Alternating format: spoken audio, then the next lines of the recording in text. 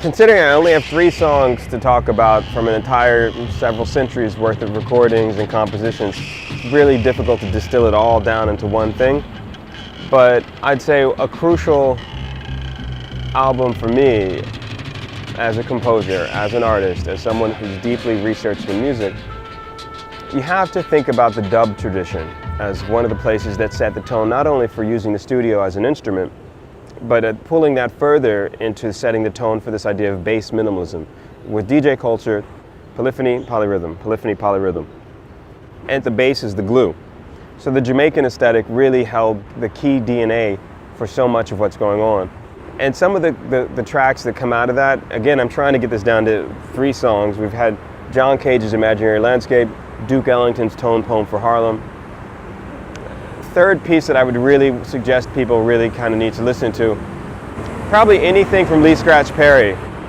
His Concrete Jungle dub, that's a classic from the viewpoint of how he used tape collage to create reverbs and effects and other delays that really dug into the heart of where the studio would play with your sense of time. So Lee Scratch Perry's Jungle dub, that's the one that you hear in so many hip-hop samples. Everyone sampled it.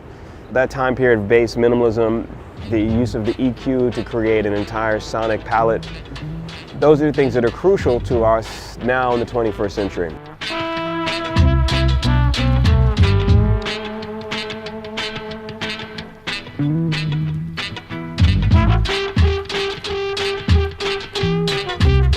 And I think that is the equivalent of a Duke Ellington's Tone Poem, the equivalent of a John Cage's Imaginary Landscape, but with this idea of tape collage becoming an essential component.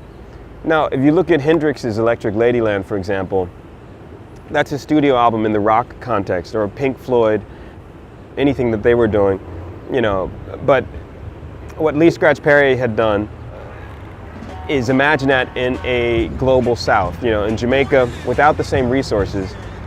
He's using some of the most minimal equipment you had at that time to create an incredible sense of oral tapestry. If you listen to that album all the way through, you can hear pannings, EQs, reverb, all these things that I would be able to program now, but at that time it would have taken hours, if not days, if not weeks, to do the same thing. I could do most of that from my iPad now, but at that time, it was incredible. So I think those are 3 crucial statements, 3 crucial specific songs that show you how the arc of the 20th century, I think, came home to roost in digital media technology in the 21st century. So that's it for me. It's still jazz, by the way, so don't front.